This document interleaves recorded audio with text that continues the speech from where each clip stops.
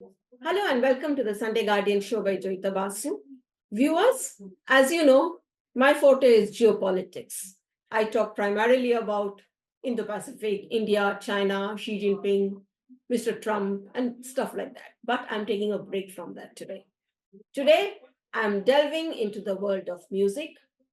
And because of that, because a very special guest I have got today on this show. He is three-time Grammy Award winner, US Billboard #1 artist. He's UN Goodwill Ambassador and a Padma Shri awardee who has just come out with a new album called Gandhi Mantras of Compassion. I'm talking about Mr. Ricky Cage. Welcome to the show, Mr. Cage. Thank you so much for having me. Uh, I was listening to your album and I found it quite fascinating. There were two music videos I watched. First of all, why why Mohandas Karamchand Gandhi now? So, Gandhi, like most people in India, Gandhi has been a hero of mine, a lifelong hero of mine. And, in fact, all three of my previous Grammy winning projects had a song each about Gandhi. And there was always this desire to create a whole album on Gandhi. And in fact, very few people around the world know that they have actually felt the influence of Gandhi, not just Indians, simply because, America, their folk hero, Martin Luther King Jr., was heavily inspired by Gandhi. And in fact, Nelson Mandela was heavily inspired by Gandhi for his fight against apartheid. And so many leaders from all over the world have started their own movements through the principles of non-violence by Gandhi. And then, of course, later on in 2024, I had the opportunity to work with Mr. Kailash Satyarthi, the Nobel Peace Prize winner. And I did this concert tour with him where we toured 4 cities across India, where I would perform for 90 minutes and he would speak for 30 minutes. And it was a very, very successful concert tour. We got to travel with each other a lot. We got to spend a lot of time with each other, spent a lot of time at his Bal Ashram, which is in Jaipur. And during that time, we discussed a lot about Gandhi, our shared love for Gandhi. In fact, Mr. Kailash Satyarthi has said numerous times that he has based his entire life of activism on Gandhi's principles. And that is when we both decided that, it's time for the world to have a refresher on Gandhi, and what better way to do that through music. And that is how this album was born, through those conversations. So why this collaboration with Kailash Satyarthi? What attracted you to him? So I've been following Kailash Satyarthi's work for a very long time. Of course, he won the Nobel Peace Prize in 2014, so it's been 10 years since he's won the award. And following his work, following everything that he's been doing, but I never had the opportunity to meet him properly. In fact, I met him once, I think it was in 2016 at the UN General Assembly. And but that was just a quick photo op where I just told him, "Hi, I'm a huge follower of your work," and we just ended up taking a picture together. He, of course, never remembered that. But nevertheless, I've been following his work, and to have that opportunity to work with him was a huge blessing, and to learn so much from him and to spend so much of time with him, especially at his Bal Ashram, which is such a beautiful center in Jaipur, which I call an incubation center, where all the children that he's rescued, he brings them over there for rehabilitation, for education. And a lot of the people who work at the Bal Ashram were children who were actually rescued by Kailash Satyarthi. So all of this inspiration played such an important role, because I believe that he's following the ideals of Gandhi in the modern times, and and carrying on the legacy of Gandhi. So that is why Mr. Kailash Satyarthi was an obvious choice, and I'm so grateful that we could take this journey together. That particular music video, I was pretty impressed where when it ends with March with Me. Yeah. And, it is basically, he is kind of, I mean, the music is in the background and he's talking. How did this idea come about? Was this what you were also presenting on stage? So the that particular music video, it's that you're talking about, it's called Compassion Karuna, and that was the first music video that we released from the album, because I believe that we needed to showcase Mr. Kailash Satyarthi as being a living legacy of Mahatma Gandhi. In the way that he lives his life, in the way that he carries out his activism, in the way that he's helping humankind. and the environment in so many ways. So this particular video, we were very grateful to Mr. Davis Guggenheim, who is an Oscar winner. He won the Oscar for making the film Inconvenient Truth, the film with Al Gore. And he had also made a documentary on Kailash Satyarthi called The Price of Free. That particular documentary actually won the top award at the Sundance Film Festival. And so I got in touch with Mr. Davis Guggenheim and I told him that, I would love to make this video on Mr. Kailash Satyarthi. And he absolutely agreed. And that is what. And then we created this particular music video with his help. How tough was it to shoot not just that particular video? I mean, all the other videos I would suggest, I mean, the other one also I saw, it looks like involves a lot of people, lot of young children. How tough was it? And for how long did the shooting take place? So the second video that you are referring to is it's a video called We Are One, Raghupati Raghava. So the thing is that so the song itself is inspired by the timeless bhajan Raghupati Raghava, and especially the lyrics that Gandhi ji had written, and he had modified that bhajan to make it a very inclusive bhajan. And so we used that particular version of Raghupati Raghava. And of course, it's got musicians from around the world. It has got, of course, Tina Guo, the amazing Chinese American cellist who is said to be the most recorded cellist on earth. She's been part of some of the greatest Hollywood movie soundtracks like, The Dark Knight, Inception, Interstellar, Dune, Kung Fu Panda, all of these movies she's played, and Wonder Woman, she's played the solo cello on all of these movies. And there's Masa Takumi, who is a brilliant shamisen player from Japan. He's one of only three Grammy Award winners from Japan, an absolute legend in himself. And them, and then we also have this amazing opera singer from New York, a person called Adelmo. And we have this beautiful string section from, that is an orchestra from Los Angeles, conducted by this amazing female conductor, Esin. So we have all of these amazing musicians who have come together for this particular track. So for the music video, I've been filming that music video for the past 2 years, where at different sacred sites all over the world, but especially in India, we filmed at various places like the Ajmer Dargah, at the Kumbh Mela, at the Mahakumbh this year. We filmed over there. We filmed at various temples. We at various churches in Kolkata, in Bangalore, in different parts of Rajasthan. So it was an amazing experience filming, and even locations in the Northeast. And it was an amazing experience filming this. So the filmmaker is this person called Sairam Sagiraju, a brilliant filmmaker and a friend of mine, and we've been working together for the past 25 years. And he and his crew and me, we just traveled everywhere, and we filmed all of these beautiful sacred sites of various religions across India, and that became the music video. Okay, will you be releasing more music videos?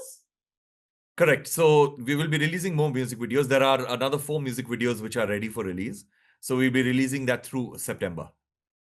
Okay, now I was going through the list of songs that you have. Some of them are, of course, bhajans.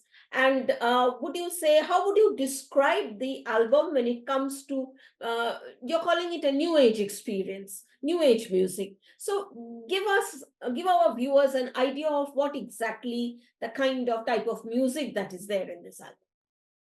So the album itself has got 11 songs, and out of which 5 songs are songs that are based on hymns that Gandhiji liked during his lifetime and was known to sing during his lifetime. And we chose, Mr. Kailash Satyarthi and me chose these songs together. So these are Raghupati Raghava, as we just mentioned. Then there's Payo Ji Maine Ram Ratan Dhan Payo. Then there is Abide with Me, which is the Christian hymn. Then there is the Lord's Prayer, another Christian hymn. And of course, Vaishnava Janato, which everybody knows that Gandhi ji absolutely loved. And in addition to that, we have 6 original compositions which are inspired by Gandhi ji's life. So these are 6 original compositions created by me. And that's what forms the album.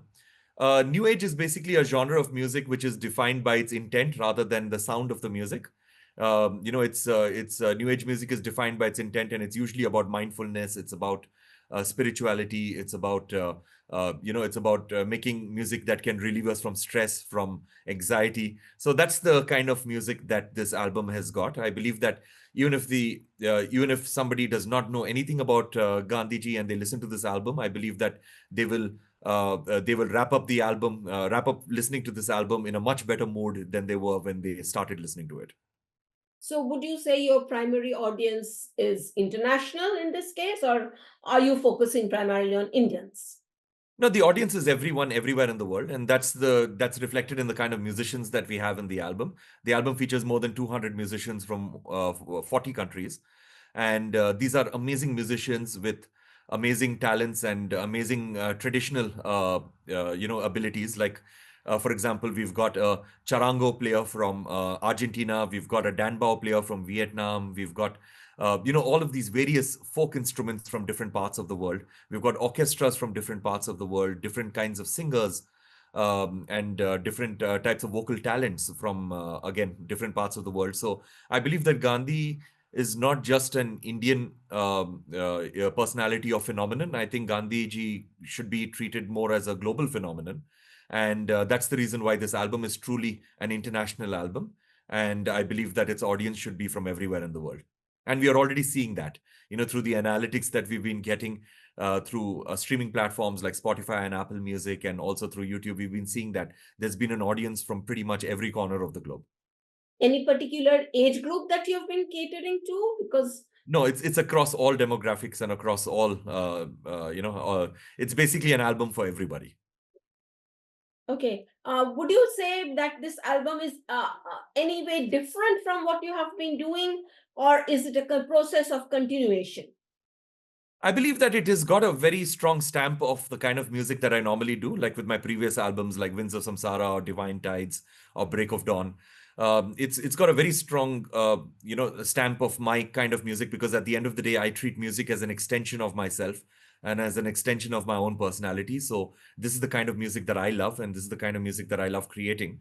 And but at the same time, I would say that how it differentiates from the rest of my albums is that this is by far my most ambitious work to date. And also, I believe that it's the work that I feel is my most important work to date. Ambition in terms of the number of musicians, the number of countries that we've recorded in, the number of engineers, the number of technicians, the number of music videos, the kind of music videos, the scale of these music videos. So it's definitely my most ambitious project to date. And it's also an independent project. It's 100% self-funded, the project. We've not gotten any corporate entity involved. We've not gotten any record label, because we want to put these songs into Creative Commons, pretty much into public domain, so that anybody can use this music for whatever purposes they want, without any need for permissions or copyrights or whatever. So that is the idea. We want everybody to spread this message and the music as far and wide as possible. So that's what differentiates this album from any of my previous albums. So significantly, it was released around India's Independence Day, 79th Independence Day, 15th August. No, it was released much before that, actually. It was released, the album itself was released on the 14th of July. It was released. No, but it is significant that suddenly the push is, I guess I would say, people are talking about it in Independence Day. Is it significant in any way? That I way? guess I guess so, because I did not notice that, but I believe that yes, it would be significant to speak about it on Independence Day, because, of course, Gandhiji was a very important part of our freedom movement, and I believe that any kind of reverence towards Gandhiji is reverence towards India. Okay. You I mean, you have been appreciated a lot by Prime Minister Modi. And what is your view of Mr. Modi as a leader? Tell us a little bit about your association with Prime Minister Narendra Modi. So the first time I met Prime Minister Modi ji was in 2015, after I had won my first Grammy Award. So he had very graciously invited me for a meeting and for a meet and greet, and I was told that it was going to be a photo op, which was just about maybe about 5 or 6 minutes, but it ended up being an almost hour-long discussion where we discussed a whole lot of topics, primarily being about the environment, because Prime Minister Modi had told me that he is going to be visiting the climate change conference, or rather participating in the climate change conference that year in December in 2015, which was the largest gathering of world leaders and presidents and prime ministers in the history of our planet till date. And 195 leaders coming together to decide the fate of our planet and how to build a better future for our future generations. So he also told me about what he was going to be speaking at that at the conference, and we discussed a lot of ideas and a lot of thoughts, and that culminated with with a decision that I would make an album called Shanti Samsara, which would involve again musicians from different parts of the world speaking about climate change. And so I made that album. Prime Minister Modi loved the album, and then he ended up launching that album by gifting a copy of the album at the climate change conference to President Hollande, who was the then president of France, which was an absolutely amazing experience. And since then, I've had numerous, meetings with Prime Minister Modi when I won the second Grammy, at various conferences, and when I won the Padma Shri Award earlier this year. So I've had beautiful meetings, and of course, even at the state dinner at in France, where President Macron had held a state dinner for to welcome Prime Minister Modi, in 2023, and they had this beautiful state dinner at the Louvre, which was pretty amazing to have dinner in a world class museum. And so there I got to spend a lot of time with Prime Minister Modi because I was seated right next to Prime Minister Modi and President Macron. So we had beautiful conversations, the three of us, and I was seated over there for about 2 hours with them. So I've got to spend quite a lot of time with him. And recently I met him again at the at-home dinner for the Independence Day at the Rashtrapati Bhavan. So every time I meet him, I'm always my energy for doing more for this country is rejuvenated. He's a very inspiring person, not just by his words, by just his presence. And of course, he's the person who actually inspired me to take this path towards, creating music only for social and for environmental good.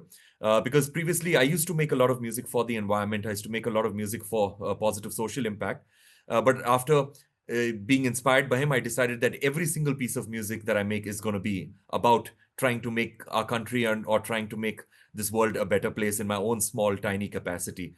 So he's been extremely inspiring in my life. And of course, prior to winning the first Grammy Award, uh, my even though my music is primarily Indian, I did not have much of an audience in India. My audience was primarily in Western countries and other countries like Africa, Australia, of course, Europe, and mainly in the United States of America and Canada.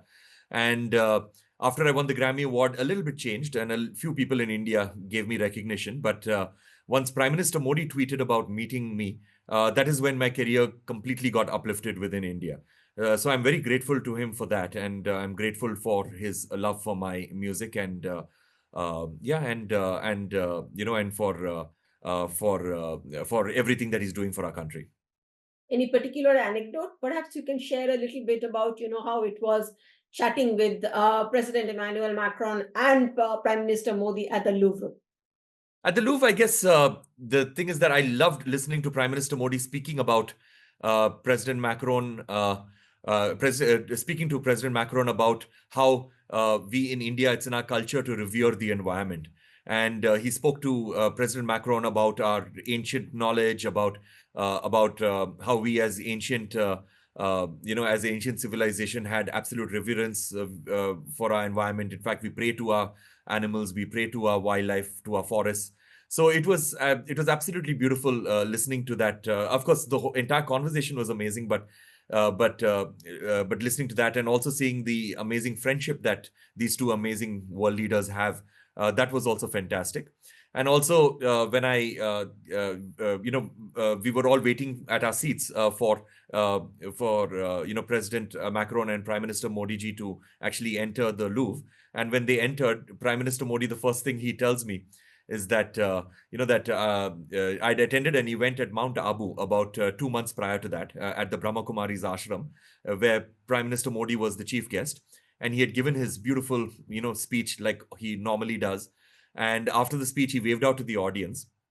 And 2 months later, when I meet him at the Louvre, he tells me that I'd seen you sitting down in the audience, and I, in fact, waved out to you when where like at Mount Abu, and I was shocked that how could he see me in the audience and how could he notice that I was there and how did he even remember that 2 months later. So that was quite amazing. And another anecdote would be that at the Padma Shri Awards, uh, at the Padma Awards when I won the Padma Shri. So what happens is that Prime Minister Modi meets all the family members, and then after meeting the family members, he enters into the hall where he meets the winners. So he met the family members, and then he comes to meet the Padma Award winners. And when he comes to me, he takes my hand and he holds my hand with both his hands, and he tells me that तेरी mummy अभी मिली मुझे वो चिल्लाकर बोल रही थी कि मैं रिकी की माँ हूँ and then and then I started laughing, and then he's like ऐसा ही गर्व होना चाहिए माता पिता को अपने बेटे पर अपने अपने अपने बच्चों पर. So then I was very thrilled about that. And so that's it. So he just lifts your spirit by making these comments, and like and sharing these thoughts of his. He constantly uplifts your spirit. So when you're talking about your parents, it seems that you studied dental surgery, when you are as a student. So how did this transition happen to music from there? There was no actual transition. There was never any plan to be anything besides a musician in my life, ever since I was like maybe 2 or 3 years old. Because I don't remember a time when I was not playing a musical instrument, or when I was not absolutely obsessed with music.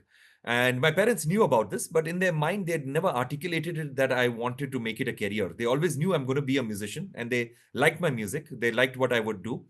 But they always felt that I'm going to have some sort of a profession and music is going to be a hobby. But when I expressed this to my parents that I wanted music to be a profession, they were absolutely furious, like most Indian parents would be. And especially my father, who's a third generation doctor and a very strong academician.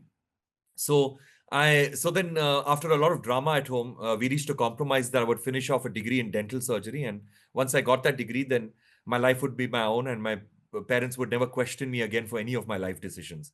So that's what I did. I went to 5 years of college, and in the evenings I was doing music, and I'd already started my musical profession from the first year of my college. So by the time I was in my third or fourth year, I'd already built an audio studio, a recording studio of my own with my own money and the money that I had earned. Then I bought a fancy car by the time I was in my fourth year. So my parents already knew that I was going to be successful. So they were very happy that I finished off my degree and I got my certificate. But I did not practice even for a single day because the plan was always to be a full-time musician. This was in the US, wasn't it? No, it was in India. Okay, this was in India. My family moved to India when I was 6 years old. Okay. So ever since I've been 6 years old, I have been living in India. So my entire schooling, my college, everything has happened in India. Okay. Now, would you say that from whatever, would you say that your music is taking a turn towards being more spiritual? I would not say that simply because for me, I'm full disclosure, I'm an absolute atheist. Okay. So I do not believe, not only do I not believe in God, but I do not believe in anything spiritual or anything that cannot be explained. So for me, I'm just like, whatever's in front of me, that's all. So I do not subscribe to any kind of faith, any kind of belief system.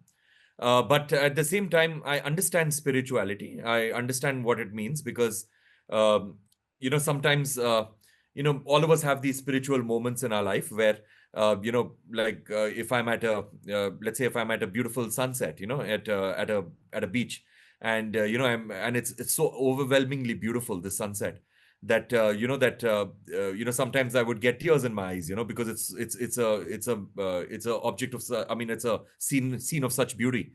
And my senses are completely overwhelmed, and when you feel overwhelmed in these kind of situations, then we sometimes, because our primitive brain cannot understand the beauty or fathom the beauty of that particular moment, we attribute it to a higher power. And that's what I believe spirituality is. Sometimes, I mean, that happens many times when I'm listening to a piece of music, where I'm listening to, let's say, a beautiful piece of music by Nusrat Fateh Ali Khan, and and his voice is absolutely transcending, and I get tears in my eyes when I'm listening to that piece of music.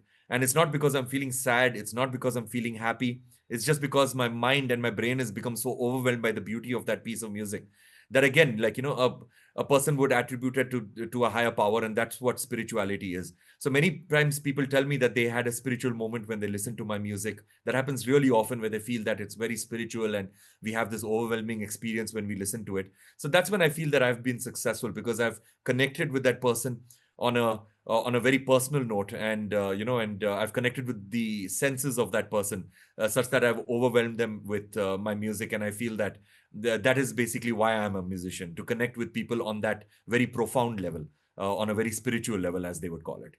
Are you already planning your next album? Not really, because the thing is that I've spent so much of time, effort, and resources on this particular album. And I believe that this message should spread as far and as wide as possible. So I've decided that since this is not a pop album or a movie album where everything depends upon the first week of the release, I've decided that this album should have a more sustained approach towards promoting it. So I've decided that I'm going to put on my promoter hat and my marketing hat, and I'm going to ensure that because this message I personally believe is really important. So I'm going to spend at least a year in promoting this album and its message. And only when I feel that there is nothing more to do in promoting this album, then I will start thinking about the next one. Because I always believe that as creative people, we are always tempted to move on to the next project, because we've got thousands of ideas in our head. But if we actually give in to the temptation and start creating another album, then the previous album immediately dies, because we do not give it the attention that it requires. Are you expecting a Grammy for this as well? I don't know about expecting a Grammy, but I'm expecting as many people to listen to the music, and I'm hoping that people love the music, and people subscribe to its message. That's the most important thing for me. Of course, winning awards is always great, simply because it gives you a platform to reach out to more and more people. So I would be very appreciative if this album gets recognition, especially because it is an independent effort, and there's no top dollar in promoting the album. It's just me and the musicians promoting the album. So, of course, anything that can give it recognition is very, very appreciated, because it gives the album a platform for reaching out to wider audiences. Thank you for coming on this show. All the best to your album. Congratulations for this. And I hope it's very, very successful. Thank you so much. Thank you. Very, very kind of you. And thank you, viewers, for watching. I'm certain you will be listening to it. I listened to it. And I really like the two songs and the two songs I listened to. Thank you once again for watching. Until the next time.